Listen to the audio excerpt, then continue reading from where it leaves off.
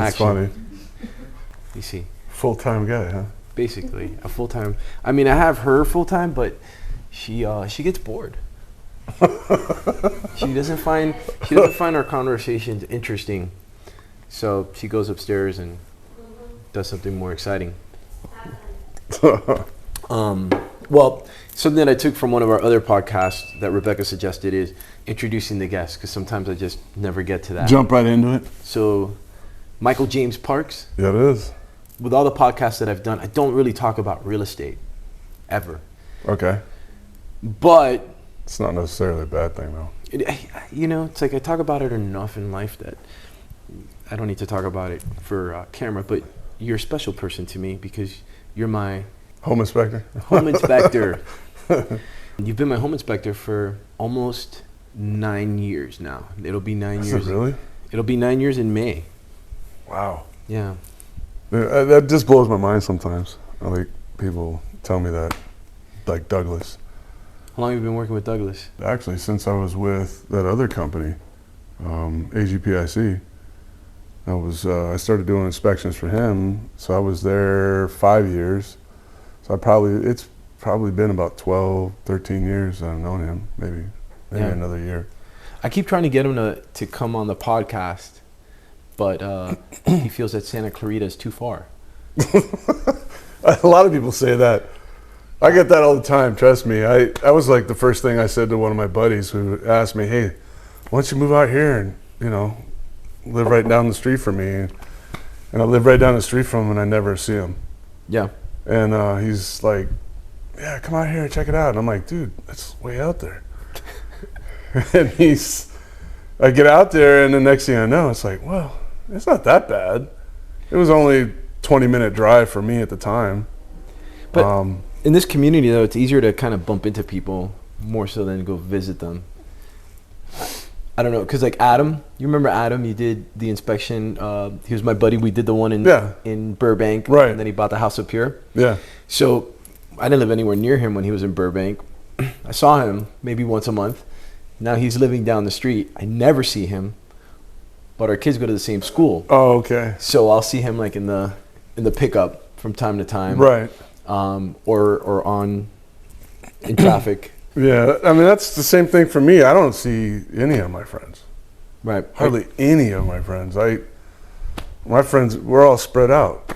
We're all over the place. And it kind of sucks, but it is what it is. And, I'm busy going one place to the next, house to house, and then pick up my girls, and then take my girls to practices, softball games, basketball games, gymnastics. So it's like I'm just like running, to try to get a moment to hang out with some buddies or some friends is not easy. Right. It's definitely not easy. Are they doing all these extracurricular activities in Santa Clarita? Yeah, my girls are. Your girls are. Yeah. My oldest, Haley, which she was playing soccer. And we were traveling like Narco and places like that, and that was crazy. You were doing travel soccer. Yeah, club soccer. Yeah. I always find that like travel leagues are tough in general, but any sport that's a girls league, like girls softball, girls soccer, like their schedules are more brutal. Yeah. Than for the guys. See, I'm originally from Illinois.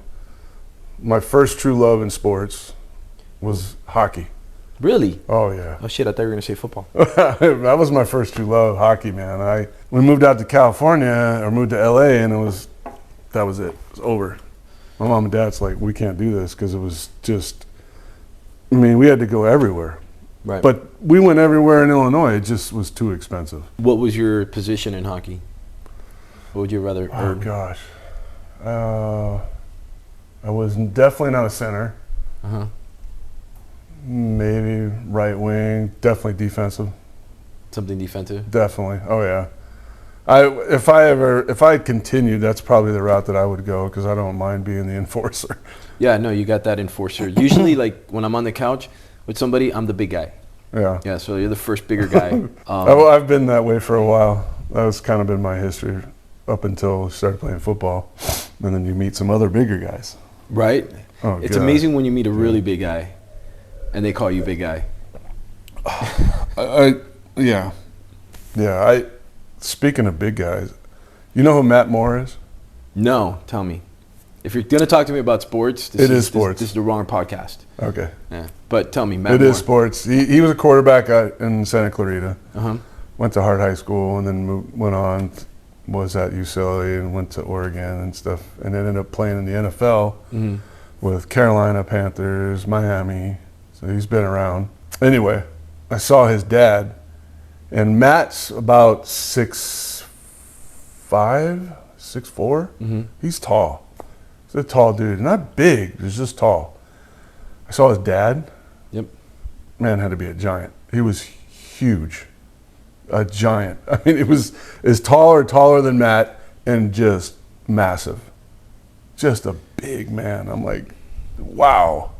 It's amazing how, like, maybe 12 years ago or more, no, more than that, Enzo wasn't born, but my buddy Eddie Allen got us, like, we went to go see the Angels play the Yankees, and he got us, like, second row behind home plate.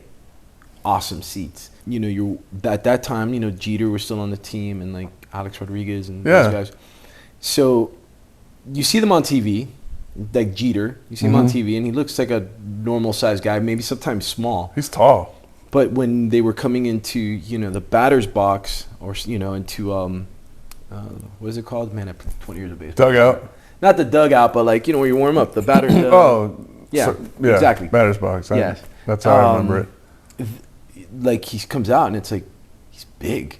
He's a tall... And then, like, the next guy comes out, and they're bigger. Yeah. And, like, and I'm like, damn, baseball players are...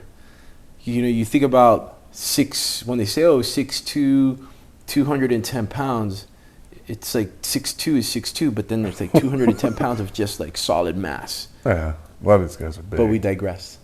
I wanted to talk to you, about, I guess, your business. Okay. I definitely want to hit that because I think I always try to stress the importance of having your homes inspected. And by the way, this is the first time you're in my house. And when I went out to get you, I started getting paranoid because I felt like you're going to walk in the door and you start looking around and you're going to like judge my house. I think out of habit I do that. I look around. I do that out of habit. I walk into people's homes and I'll look around. I immediately just start to look at things and notice different things. And I don't know if that's just because of being in the business, you know, home inspection business for as long as I have so far, just something I acquired. And, you know, you'll see certain things you want to point out to people, but then again, it's like, I can't do that. Right. Because, you know, I don't want to make people feel uncomfortable in their home. There are certain things that I think it's like, hey, you know, I should just maybe let them know just from a safety standpoint. Just because you just don't know. I mean, most of those cases usually come from somebody that has done some type of renovation in a house or added an addition to a house. And they added that addition, you know, without permits. So there's those things that take place. I've had that happen with some friends. You're mentioning that, and I know I didn't tell you this, but about, I don't know, a month ago, right back here at our laundry room, right before we're leaving for the break, we're like doing all this laundry because we're gonna go travel, and I, you know, put some clothes in the dryer, and I go upstairs to shower. The doors were open. Enzo comes, knocks on the door, and he says, "Dad, it smells like gas downstairs." And I'm like, "Nah, gas." It was like, it's the dryer. And then he comes back up and he goes, "Dad, it smells really bad." So I come downstairs and I can smell it from the stairs, and I'm smelling around and it smells like gas. Okay.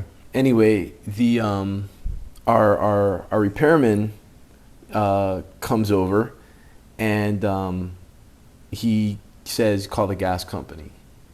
And gas company comes over. Yeah. And then they test, and they're like, it's carbon monoxide, not gas. And then he also said, "You don't have a carbon monoxide detector." In the laundry room. Right there. So if you're going to flag me, or before you go. No. If you want to look at my laundry room, but apparently he was detected. He said, no, it's not gas, it's carbon monoxide from my dryer. Oh, from when it's burning? From when it was on, yeah. But carbon monoxide, you can't smell it. He didn't detect gas. He detected. I got the ticket. He says that there's no gas detection. It's carbon monoxide. I'm guessing. But that's what I'm saying is that if your kid's smelling something like gas, because they add an odor into it.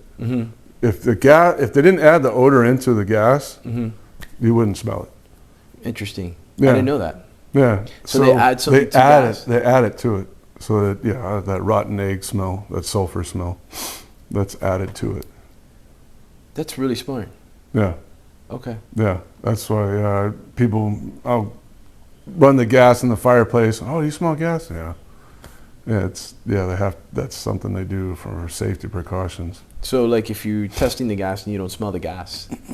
Yeah, carbon monoxide is odorless. That's the deadly thing about it. Interesting. What it does is it essentially pushes air away. Interesting. Yeah. Well, it freaked me out, of course, and then like we just put in a brand new dryer and got rid of the other one.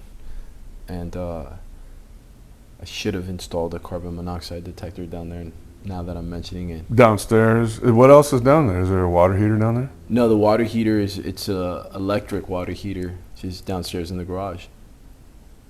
Okay. Yeah. All right. Yeah. I mean, and the other thing too about carbon monoxide, since we're talking about this, is that a lot of people think carbon monoxide is the same as, let's say, a fire and smoke. They don't act different.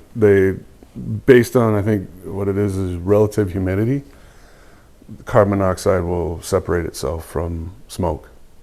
Really? Yeah. So you can get it fluctuating, I think, relative humidity and also just the temperature, it'll fluctuate. So smoke will just rise. So you said that it carbon monoxide sucks the air out of the room, the oxygen? It pushes the air. Pushes it out? So what ends up killing you? Suffocation? Suffocation. Really? That's what people were dying. It's a big thing that they've had in California, other places obviously, is that people would be dying in their sleep because the air is being pushed out by carbon monoxide, something burning like a water heater or a dryer that was running, and it was just dumping gas. It was dumping gas in there, and the gas was burning, but it wasn't being exhausted. It was just pumping it back into the house. Hot water heaters, that's the one big thing that happens a lot because it's, the vent always disconnects. So this is like one of the things that, when I'm looking at your inspection reports, and one of the things that when we're working with clients, and I got this from Douglas actually, was, he would always say, look, your inspection report, it's going to be the size of a phone book, and it's going to look like the mostly house. Pictures, obviously. There's a lot of pictures, and it's going to look, sometimes it could, if you're not used to seeing it it's can overwhelming. read like the house is going to fall apart. Yeah. Oh yeah. And sometimes you've turned in like these super, clean reports, and they're thick anyway. Yeah. And then like the home that we did in West Hollywood, I mean that duplex that was built in I think it was 23 or something like that. There was a lot of things to consider. There's a lot of verbiage, a lot of FYI in the reports. Yeah. So what are like the things that you look for that are the biggest concerns that you see maybe most common? Especially not like this house, I think we were built in 2015. LA has a lot of homes that are, from the 20th century. Right. What are common things that you see? A lot of it is honestly based on when they were built. You'll see some continuity based on the time frame of when those houses were built. 20s, 30s, up to the 40s. There's a lot of stuff that you see are very similar. Same thing with the 50s and 60s, and then they started getting, like 60s on.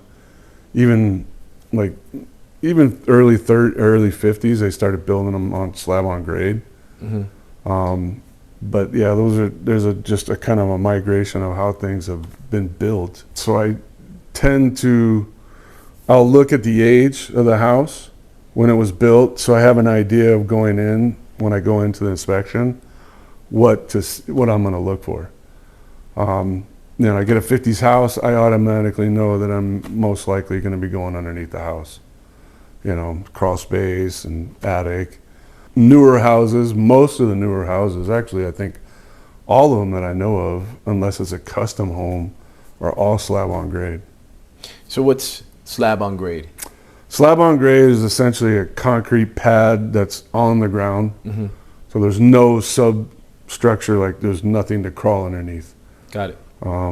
Raised foundations will be, particularly up on a concrete foundation wall that runs all the way around the house, even sometimes in the middle of the house. Those are those type of structures. You get a mix of them. Even on the newer houses, you get a mix. Sometimes they're slab, and then sometimes they're raised. It really just depends. A lot of houses out here, Santa Clarita, are slab on grade homes. Is that because they're newer? Yeah. I mean, I think you have some 60s homes. Yeah, definitely like in the older parts of Old New Hall, and they're built in the 60s. But a lot of the homes that we deal with, like this one was 2015. We just did the house that we did in Aliento. I think that was built in 2018. Yeah. Do you There's so many houses. Well, the thing is, when I work with you, it's just it's so memorable. It's just easy to remember. Mike was there that day, and it's a special day. I love inspection day. If you look at some of my old Instagram posts, you're in most of them, but I'm always talking about inspection day because I get nerdy, and even after 9 years, I follow you around. Mm-hmm. I've gotten better of not trying to follow you around so much. That's all right.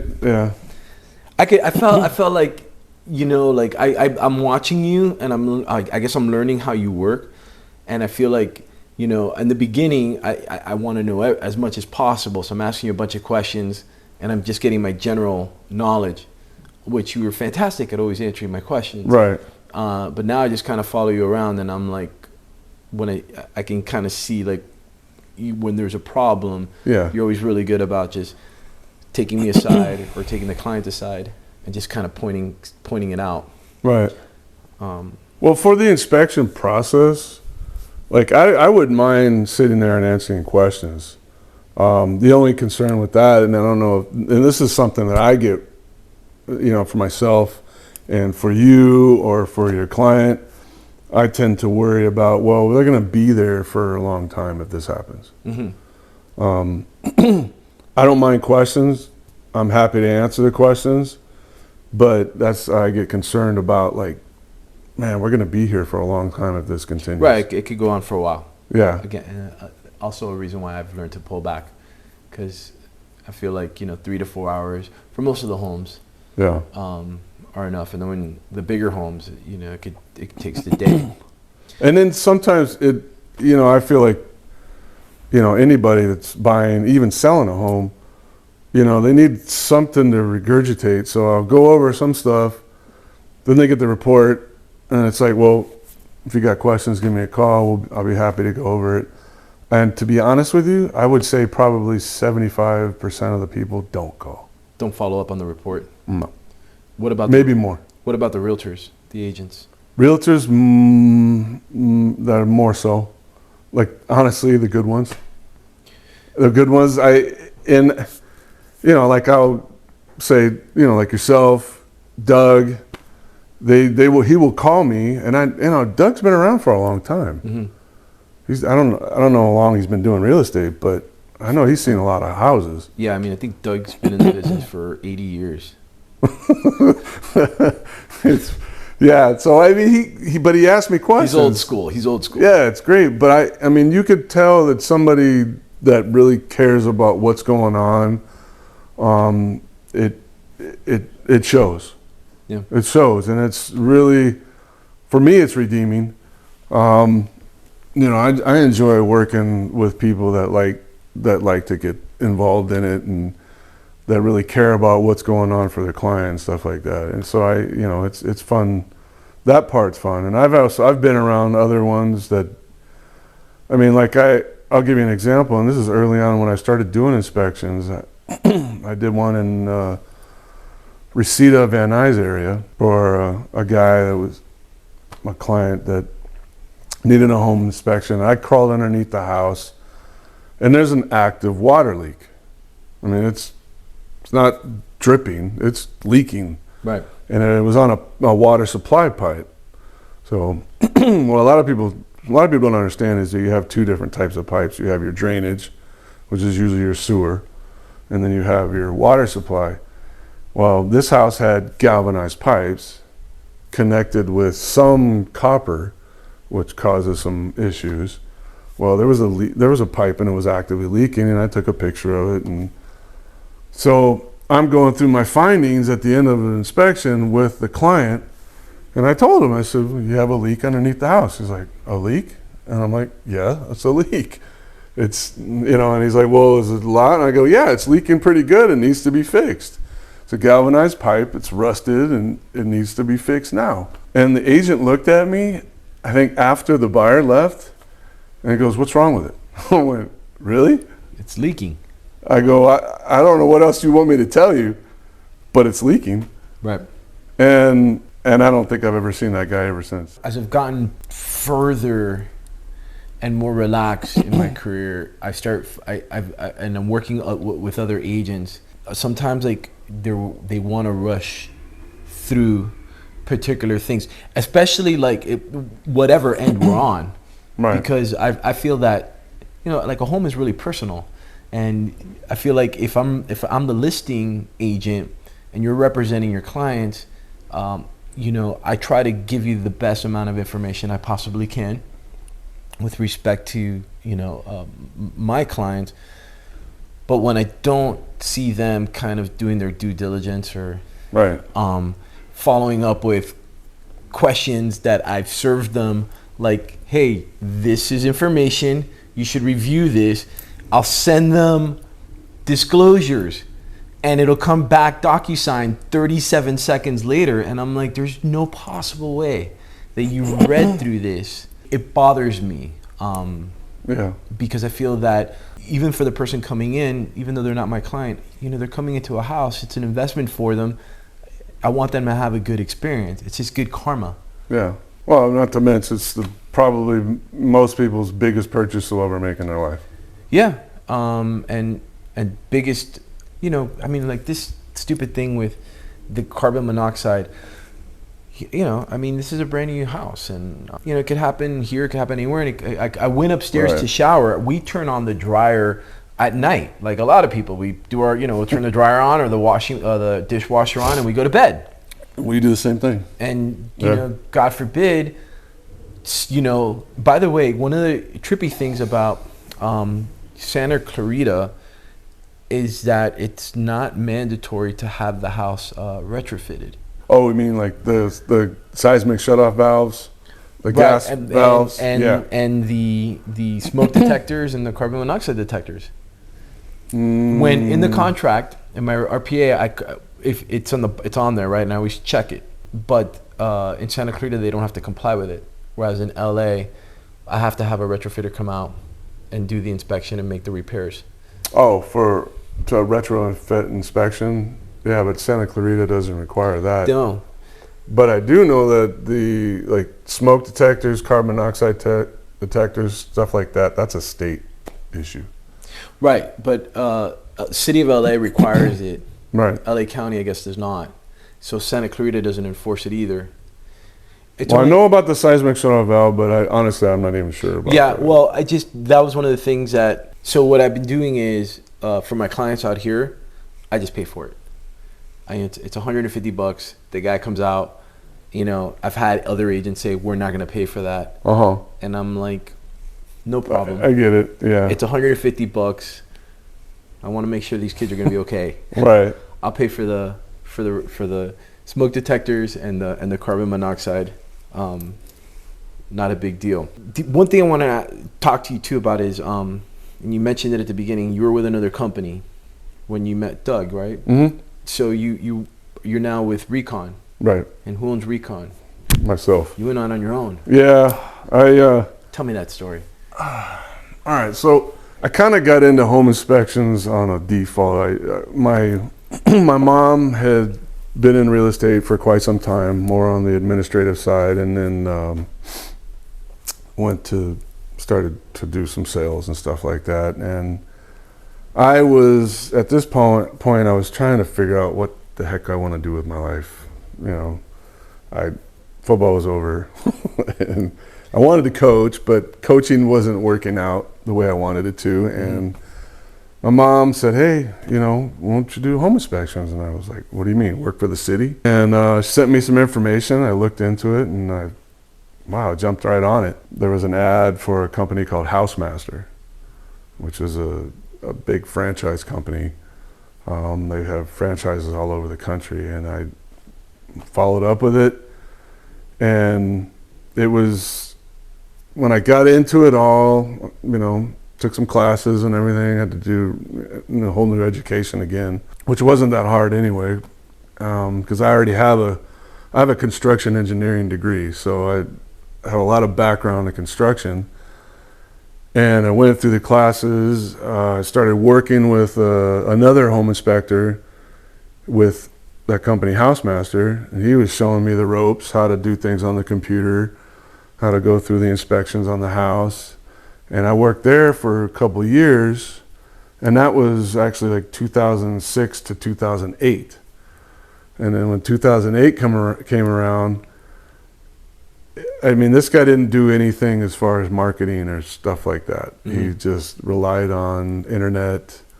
Yelp reviews? And he didn't even rely on that. No.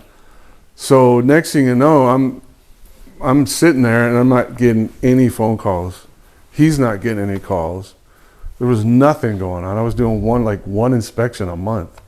I'm like, I can't do this. So I started to get my feelers out there. My brother-in-law at the time, my brother-in-law now, he was working with another company. He was, I think, mortgages and stuff. Mm-hmm. He ran into this lady who is one of the owners of Advanced Group, AGPIC, and he said, "Hey, mentioned me. He's looking for a job. I just had a baby, right. My first, Haley." Hi, Haley. And she was 5 months old, and I go to interview. You're doing one inspection a month. If that. Right. I was coaching football at the time too, but I'm like, okay, I got to do something else. So I go to this interview with my 5-month-old baby because I had nobody else to watch her, and I swear that was the golden ticket. Sure.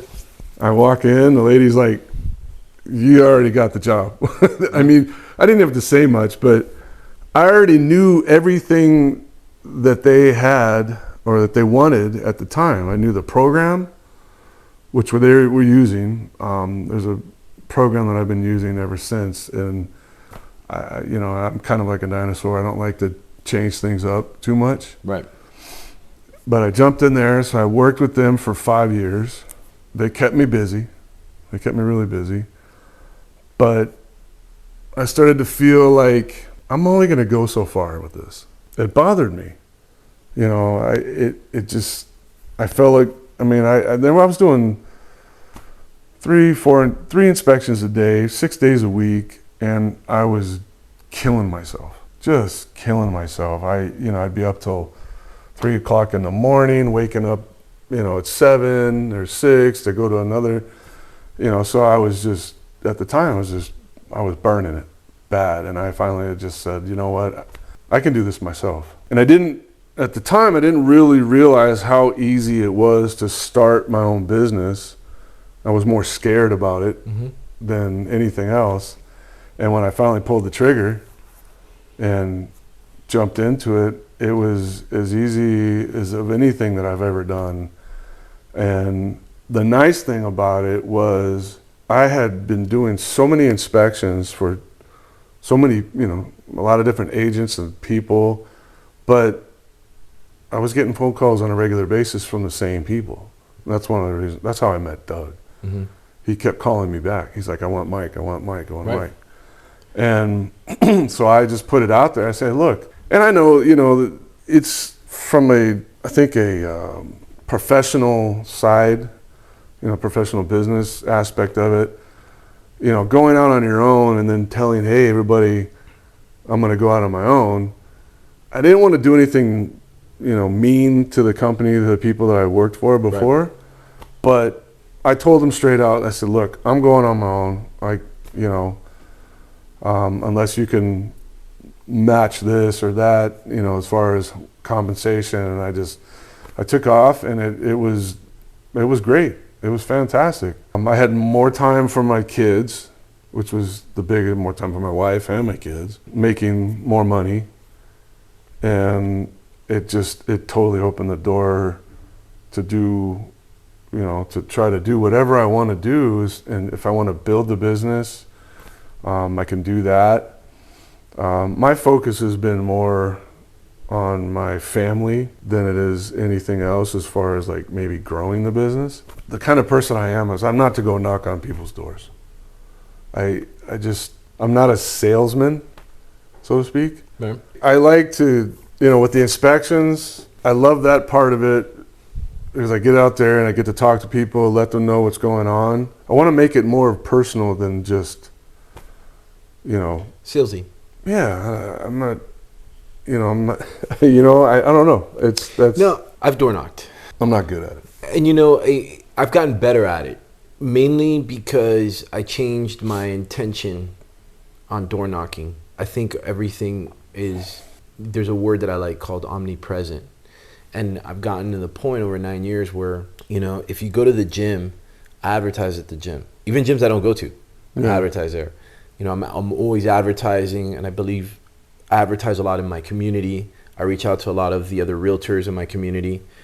It's just gotten to the point where, more so or not, people say, oh, you're that guy, or hey, I saw your thing, or I saw your ad, or Rebecca's got a very unique look, and a lot of times people will stop her. She pulled in a refi in this market for me Sunday at the gym. Oh, wow. A guy approached her and said, do you do mortgages too? And because he saw her ad at the gym. Oh, really? And she said, my husband does.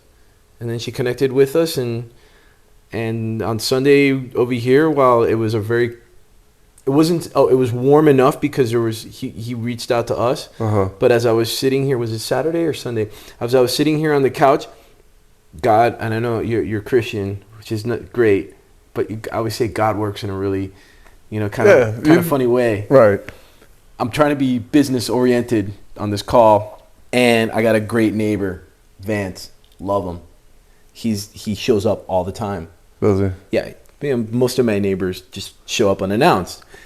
Vance is knocking on my door. I'm on the phone with this gentleman. I go downstairs. I open the door. Vance is like, "Hey, you gonna watch the game?" He's a Raiders fan, so it was a Raiders game. Was it Raiders in Denver?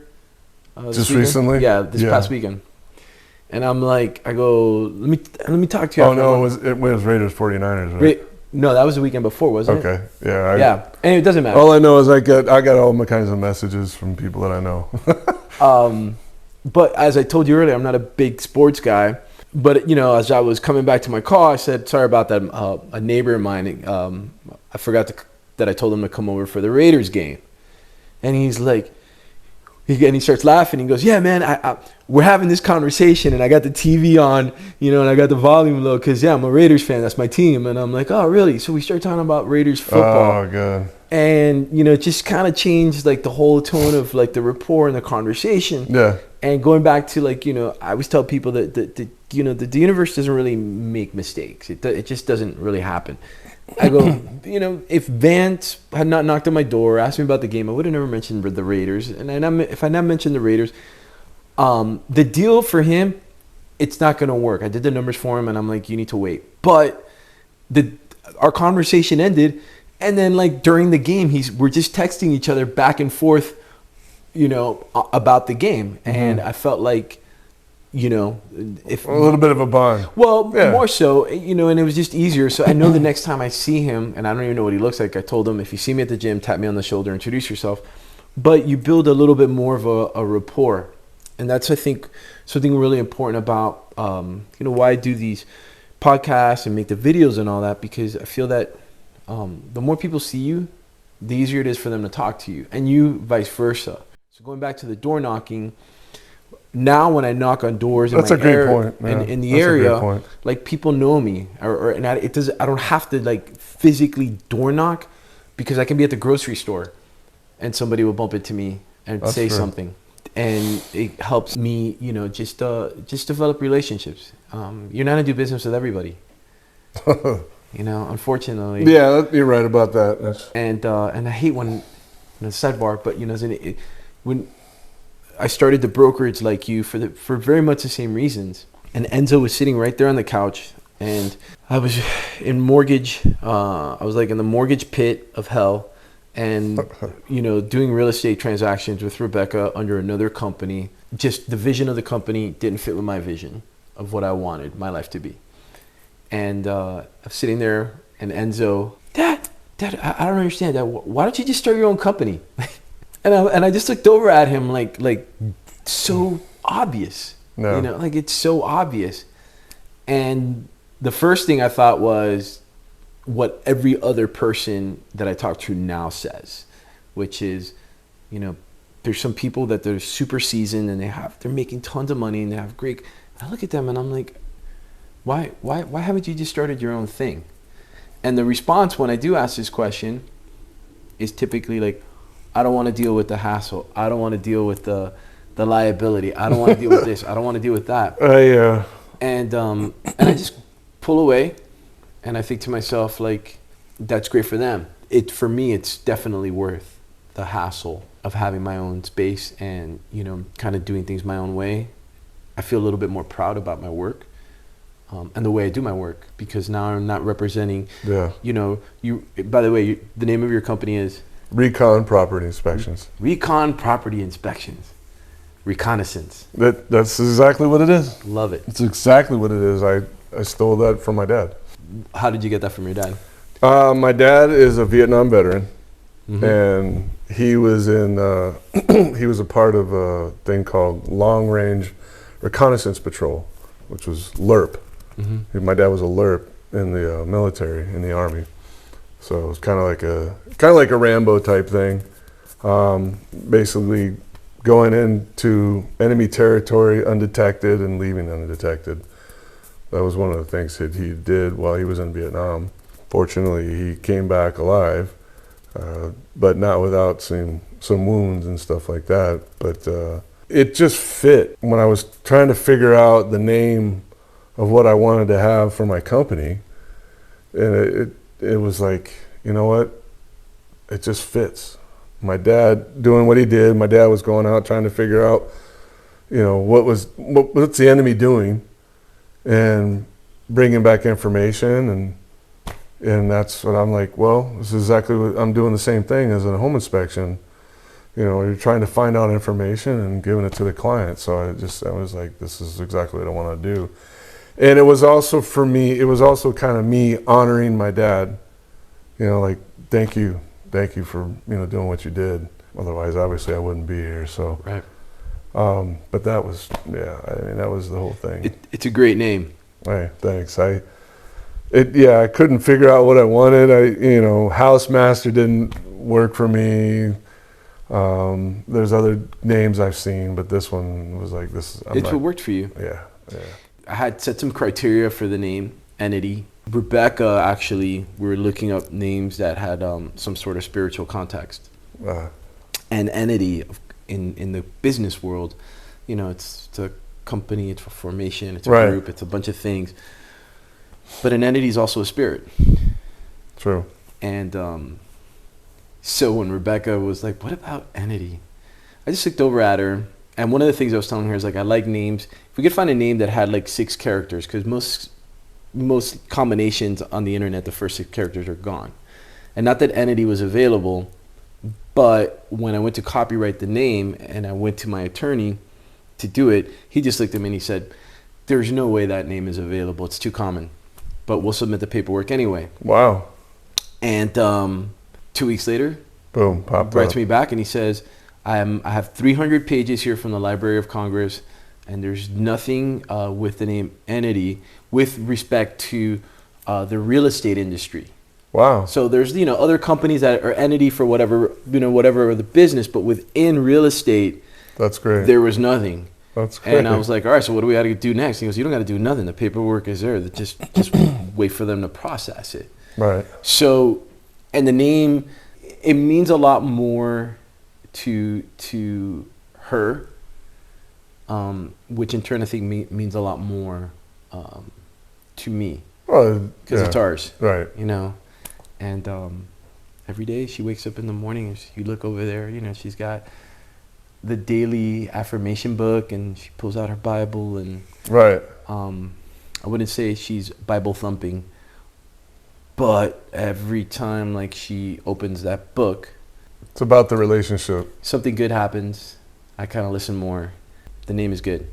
Entity, Recon, in it together.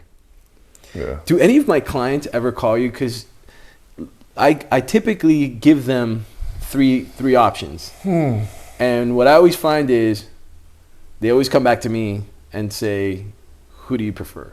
I think a lot of them, you've been a part of what's going on. I think you asked the question for them. Yeah. I can't remember anybody offhand right now that do called agents me. and mostly agents call you, or do the clients call you? Most agents do. Most of the agents do. They want to know what's going on. No, but I mean like to schedule, like to get the inspections going. Yeah, I actually have. There's a couple, particularly Redfin. Mm-hmm. They'll have their clients call me. Right. I've had a number of people call me lately. Lately, I've been getting some calls from, Google. Somebody found me, people find me on Google and, hey, I want an inspection, and which that's something I need to do better at. It's a job. Yeah, that just figure out how to put my name out there in a particular way, but not so much that it's like you can't handle it. Mm-hmm. I mean, it's right now it's just me and another guy. If I get to the point where I can get more people, then I'll consider it. Learning how to teach people how to do home inspections, that's one thing. But honestly, the biggest beast behind this for me is how to do the report, how to do the program, how to do the report. You can come in and look at this house and find all kinds of stuff, but if you can't convey that message, then I think it's a killer. I think it's just that's probably why a lot of agents get so frustrated with some home inspectors, is because, you're conveying the message in a certain way that's making the client go, oh my gosh, I don't want it. I think outside of you, I've used two other inspectors. One was I think I called you on, but it was up in Lake Isabella. Yeah. That gentleman's name is Mike. His home inspection was awesome. It was almost as good as yours. Good. And his report was great. It was easy. And then one time I did a deal with another agent and we used his home inspector. And when that report came back, first of all, I go to the inspections. I feel like he rushed through the inspection. Like he was like overbooked for the day. Running around and taking pictures and getting out of there. Yeah, quick. like super fast. And the clients were there. Mm-hmm. And they want to ask questions. And then the report came back, and it was not clear and tough to read. Okay. And for me, I'm in a communication business. One nice thing about you is we send the clients their reports, your reports. When I send it over to them so they can see it and they call me up, it's easy for them to read and it's easy for them to understand. That's easy enough. Yeah, that's what I keep in my mind, is to make it so it's easily read. I try to convey that same message to Mauricio, who works with me now. Mm-hmm. You need to make sure that when you're writing this, they understand what we're talking about. We can sit here and say it, but if I went over every single detail in the inspection at that point, we're going to be here for another 2 hours. Right. And I do pick and choose some things that I say, but obviously I think it's more pertinent to point out the main concerns in the inspection than, that outlet over there doesn't work. I'll definitely point that out, but right. But it's when not when you got a furnace and it's not venting correctly, and that's a life issue, I have to point that out. Right. Or your dryer is leaking gas. And that was one of the great things that I learned from Douglas, because I remember we started using. I was really lucky. I'm not gonna say Douglas's last name because you call me, but Douglas, and when he introduced me to you, and just working with him, and then seeing your reports, and then he would go over the reports with me. I learned a lot about what to interpret, what to look out for, and then also how to convey the message to the clients. Red flags and and I prepare them in advance, and even before you even show up and all of that, I tell them, look, we're only going to look at big ticket items, right? Life-threatening issues. If the socket in the living room, if you can't figure out why it's not turning on and off, we'll get to that. Yeah. It's not a big deal, but if the roof is going to collapse, that's a problem. Right. It's amazing to me how many people don't know anything about a house. It's like driving a car. Right. Obviously completely two different things. Sure. But you're in that car every day. You're in your house every day. There's certain things that I think people need to know from a life perspective. Mm-hmm. People, and obviously there's a lot of people that just don't care. It's like, right. I don't care. I don't know how to change the oil on my car, but I know that I take it in for service. And, right. Like my air conditioning filters, they're pretty easy to replace. I watched a YouTube video a long time ago. I learned how to change an air filter. But I'll walk into people's homes, especially like somebody selling their house, and I'll look and I'll see the filthy, and I'm like, damn, change the vent. Yeah. That's probably one of the least it's like $5 things that people do. $8, whatever it is. Change the you vent. Can buy a whole box of them at Target, Lowe's, anywhere. It's little things that you can do to maintain your house, and that little thing could prevent you from spending $10,000. From my knowledge, and I know I've asked you this before, but it'll make for a great little headline on a YouTube link. What is the difference between a galvanized pipe and a copper pipe, and which one is better? It's complete composition. It's the whole pipe itself. Galvanized it's the metal that it's being used. Same with the copper is actually copper. It Mm-hmm. is copper metal. Galvanized is like a steel metal. And it's older. Yeah. Well, not necessarily, because they use galvanized pipe in certain places around the country, particularly the cold country. Okay. Freezing. The galvanized pipe is more durable for changes in weather, like cold. Mm-hmm. The copper will freeze and it'll crack. Like if you're up north in the mountains and stuff like that, it's not a good idea to have copper or expose copper. You don't want to have it exposed. So if you're going to have copper pipe, definitely should have it insulated. Insulated, wrapped up. Yeah, definitely should have it insulated, whether it's hot or cold.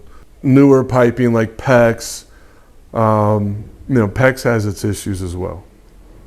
But copper and galvanized is most of the stuff that I find, most of the piping that I find now. Newer properties is mostly PEX now. Okay. But, copper, particularly in LA, I would probably say is more probably the best. I want to say best, but More common? yeah. Well, more. It's I don't know. It just really depends on the circumstances of the development, the house, and stuff like that. I know there's a lot of plumbers that prefer to use copper. It's not a preference to use galvanized, because galvanized typically is older piping. They're worried about different things, but you can use galvanized. It's not, if somebody has galvanized pipe, doesn't mean it's necessarily a bad thing.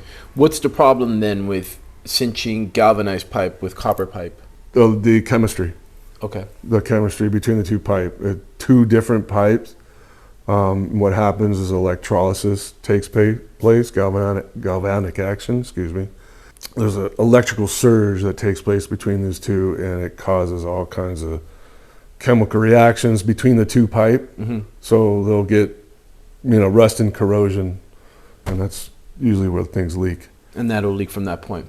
Not necessarily that point, but at some joint. At some joint. Some joint, but usually, you're going to get that, that change in chemistry, the change that's taking place at that point, and then it's going to either transmit it to one joint or another.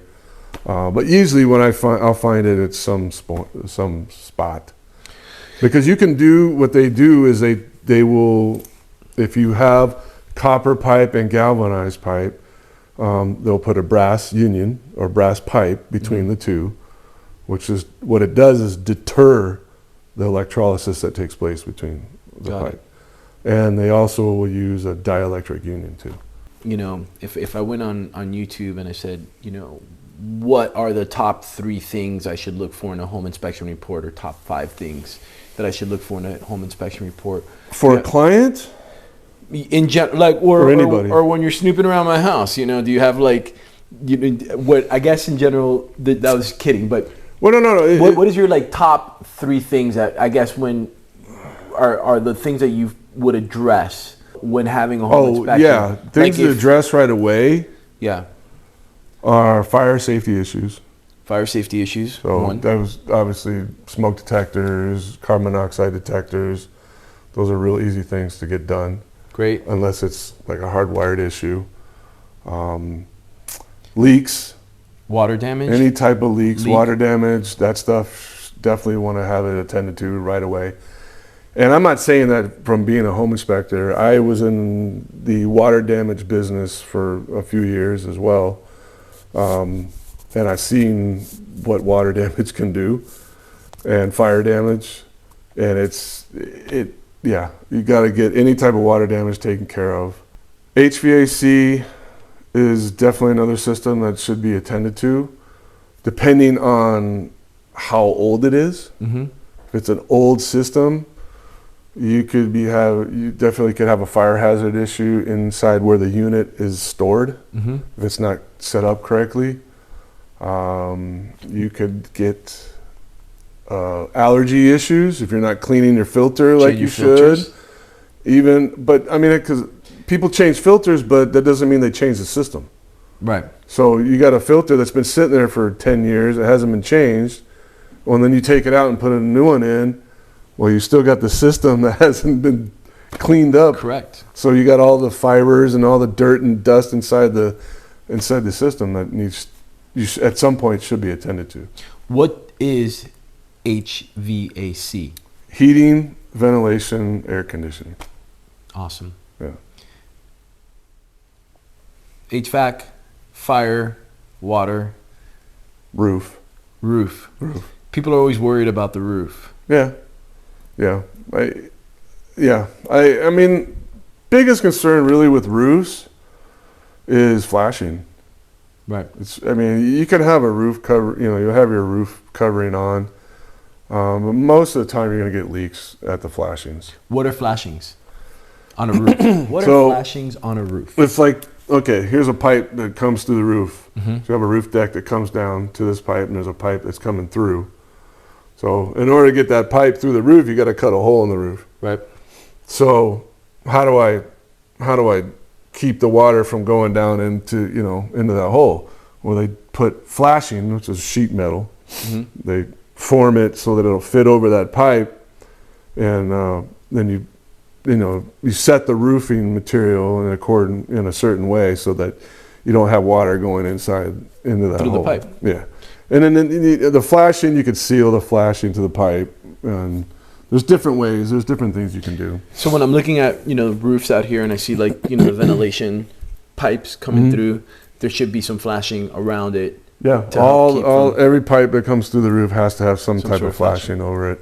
Even your vents, even the vents on the roof. If you look at the different houses, they have, they're made a certain way so that you can get ventilation. The other flashings that you will see are flashings from a roof to a wall, flashings on a deck. Like your outside decks will have flashings that run from the wall to the deck, which is the same, pretty much very similar to wall to a roof. But yeah, those are definitely things I always look at. So far, Mike's 4 tips to look out for are the roof, fire, water damage, and what did we miss? Roof, water, fire, HVAC. Yeah. So just so that I do that. So Mike's 4 things to look out for on your inspection report is 1, your HVAC system, 2, anything that's fire hazard, 3, the roof, 4, water leaks, water damage. Yeah. Is there a 5th? Outside the house, drainage, and I'm not talking about sewer line. I'm talking about drainage, water draining away from your house. Right, so it doesn't like float. Yeah. I don't know if anybody noticed this with the recent storm. Over here on Bouquet Canyon and Newhall Ranch Road, the Chipotle flooded. Yep. Because the drainage that they had was just, I don't know if they had a drainage issue with a specific drain, but they had the drainage, just water just didn't drain away. And when I lived down in LA, that a lot of the drainage problems sometimes wasn't even the drain, it was the debris. Yeah. Getting into the drain and then clogging it up, not letting the water flow through. With the rains right now, having one drain in one area is not necessarily ideal. Because if that drain gets clogged up, where's the water going to go beyond that? So having several drains over, a surface area would be helpful. It's just as long as it doesn't it doesn't get clogged up somewhere downstream, being able to get water away from the house is ideal. So slope, which is part of the drainage, so making sure things slope away from the house. And, on areas like this, that's pretty easy to do. And then you go to some other areas like hillside homes, you have that concern always. In closing, for my general knowledge and for other agents and all the thousands of realtors that are going to watch this on YouTube, do you have a couple tips for agents that you were mentioning, good agents or bad agents, like a couple things that you notice in really good agents and a couple things that you notice in maybe not so good agents and maybe newer agents that come to mind? I mean, get to know what your client wants. Okay. I mean, I think that's probably one of the big things is, you have somebody that's you're working for somebody, and for me, that's a hard thing to do. But I think if you understand what your client wants, which I know is not an easy task from anything, but just figure out what they want. That way you don't waste time. Right. So tip number 1 from Mike is figure out what your clients want. Yeah. Let me ask you this. What do you like about working with me? Oh, you're personable, man. Thank you. You're personable. You're a personable guy. Definitely a go-getter. Since the day I met you. I mean, I think your car at the time says it all. The Toyota. I think you were driving the Toyota, and you had the sticker on the side, and you were doing Uber or something. I mean, you had your hand at 5 different things at the same time. Like you were just acting too. You were a go-getter, man. And I'm like, dude, this guy's on fire. He really wants to be successful, and I applaud that. I really do. I think, and you're doing you, yeah, which is cool. You know what I mean? And I don't think you're not afraid to do you, which is, I think that's a really great quality, and it's fun. It's fun working with you. Thank you. I'll say that the Ubering experience. I'm finished. I've been writing a book on that time, and so the chapters are up there. I'm in between every day. I've been writing. One of the great things about the podcasting, I've had a variety of people on there, and I learn from everybody. But I had one guy early on. He's an actor, buddy of mine named Roberto Sanchez, and I worked with him on Too Fast, Too Furious. Off camera, I was telling him about. He was telling me, it's been great to watch me grow and my success, all that shit. I was telling him about the book, and then I was telling him about. We're talking about marketing and advertising. I was telling him about the magnets, and told him about the magnets on the car. And he looks at me and goes, "Bro, is that in the book?" And I was like, "No, it's not in the book." And he's like, yeah. "How can that not be in the book?" It's a simple thing. And I'm thinking to myself, "Fuck, it's the story I tell all the time." The agents that work for me, the new ones, yeah. I buy them their magnet. I make the artwork, I buy them a magnet, and I give it to them, and I'm like, put it on your car. See, and you're just so you understand, you're teaching people like myself by doing what you do. So, like, I watch you, and I've seen where you've come from, and it's like, man, I need to learn some stuff from Andy about how to do this and that to try to maybe make my business better, make myself better, right? Which is really the biggest thing. I mean, I've been, and you had referenced about Rebecca's doing, diving into the Bible and reading stuff like that. For me, it's always just been about, I want to be a better man.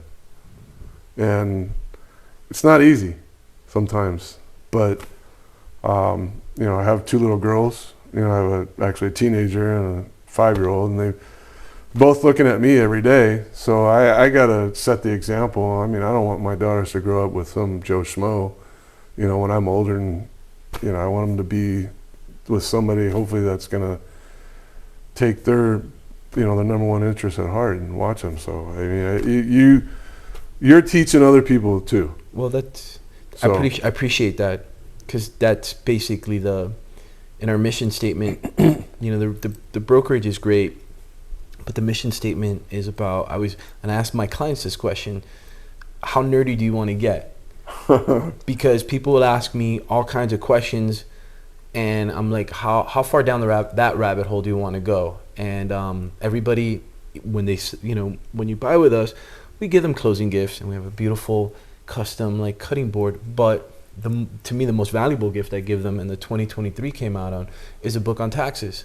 And as a realtor and mortgage guy and broker, I'm not supposed to talk about that. It's always talk to a tax professional. Right. But depending on the client and their curiosity, especially when I start working with newer investors, I always hand them this book. Yeah. And the author, Sandy Botnick, basically updates it every year or two. So the 2023 just came out. It's real important for me for other people to learn, and people will ask me questions. You have no idea how many times people ask me things, how I do something. I give them the information. I don't hoard it. Yeah. And they don't do it. Yeah. And they don't do it. No, I know. That's the same thing. I do the same thing myself. I guarantee it. My tax lady tells me to do stuff, and I don't do it. No, I'm terrible. Sure. But look, I also want to say this. I'm a slow learner, I guess you could say. It's okay. It's just one of the things for me that, I spent, so much of my time being broke and poor and putting so much energy into the entertainment business, and that I lost, not that I lost, but everybody goes on their path, and I jumped into this a little bit later than most, and Oh, dude. I'm definitely. I got you beat on that, man. Well, I want to say this about you in a not too corny way, but Douglas would show up for appointments with me in the beginning, whether he was going to make money on them or not, because we did a few deals together. But and I still call him to this day, and he would show up in his nice Tesla. And he'd walk with me, meet with the clients. He'd help me take them out and take them around. And he taught me definitely that reciprocation, that generosity. And he did things for me that he didn't have to do. Right. And he made me look good, and he wanted me to succeed. And I carry that with me for everybody else that comes into my life. Now, part of my success and part of my reasoning that you're with me sitting here today is that you meet the clients, and my clients work with you, right? And they follow you around. And when you are with, our clients, and they're your clients as well, we're all a representation of each other. So when I have you, doing your thing, and you got that great touch with clients of calming them down and working with them, you're great at it. And it's the reason I keep using you over and over again. Because you fit what I want to convey to just, not just to them, to the clients, but just you're a good person. Thanks. And I see it in your work. Thank you. You're welcome. Thanks. Wherever I am in my life, and wherever I continue to go, I came up with this little phrase. And sometimes when I lose touch with somebody, I'll pick up the phone and I'll say, like, I just want you to know, like, you're a very important character in the history of my life. And when I started out, you made me look good. And wherever I'm at, it's definitely because you were a part of that and making me look good and continue to make me look good. So I'm very grateful to you for that. I appreciate that, man. Thanks, dude. Thank you so much.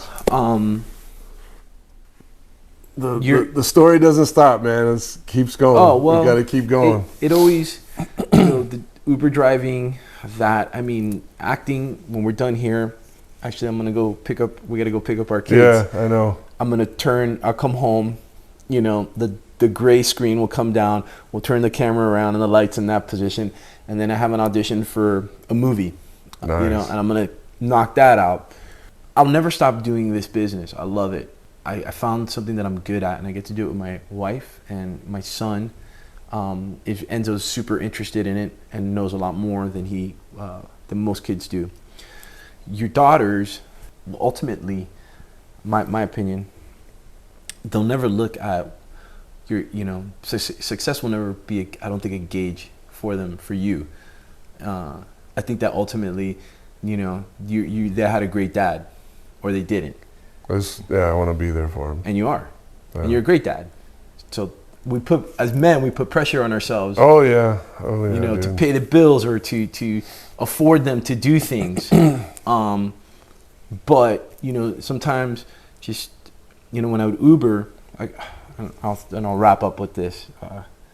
Before I say this story, you wrap yourself up. So Michael James Parks, owner of Recon Property Inspections. You're all over LA. Basically. Everywhere. LA, Ventura. But if you can keep him busy in Santa Clarita, 5 minutes from his house, oh man, that's so much appreciated. Yeah, driving over the hill gets a little old, man, especially going down that 405. You have an Instagram handle. What is it? Recon PI. Recon PI Inc. Recon PI Inc. You'll see it tagged on all of this stuff. Yeah. Facebook too. Facebook. Yeah. You can always find me. It'll be on Spotify, YouTube, and I'll have them all linked up to Mike. I forgot exactly what I was going to say before I did that, and that's why I did that. That's all right. It happens to me all the time. That's what happens when you get old. It does happen when we get older. I tell people I'm getting older. Yeah, I'm not getting old. All right. I'll be driving sometimes during the week, and I didn't have any money, and this is like chapter 2 in the Uber book. But I didn't have any money, and one of the things that I would pride myself on is I go driving on Fridays to make just enough money to go down to Village Pizzeria on Larchmont, where we live by. Okay. Be able to pick up a large pizza, pepperoni half, because Rebecca likes pepperoni, half cheese, and rent a movie on Amazon Prime. There you go. Or Netflix.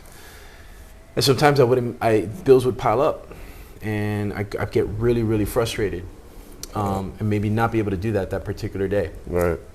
I always keep this in mind. Like, Enzo never realized that, and to this day, doesn't realize that maybe we were broke or things were really tight. Right. Or that, my cell phone bill was about to get cut. It was more important for him that we sat on the couch, ate a pizza, and watched Harry Potter. Yeah. And that's what he remembers most. That's cool. And I think your kids, that's what my opinion, I think that's what your kids will remember most. Is Dad started his own company, and if you become a billionaire, awesome. But if you become a billionaire and you didn't take the time out to eat a pizza, sit on the couch and watch a movie with your girls, or take them to the park and swing them because you were busy working. Yeah. You always you'll make money. They'll grow up, and then you'll have the rest of your life. Yeah. But you'll never get that time back with You them. never get your time back with kids, that's for sure. No doubt about that. Thanks, brother. All right. Appreciate it. I hope this year my manifestation is for us to do 48 transactions. Oh, gosh. So hopefully, we'll throw, we'll be able to do 48 inspections together. Working hard at it. All right, bro. Work hard at it, that's for sure.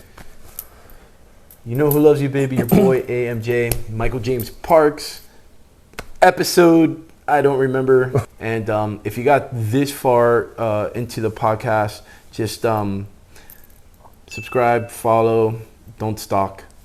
And until next time.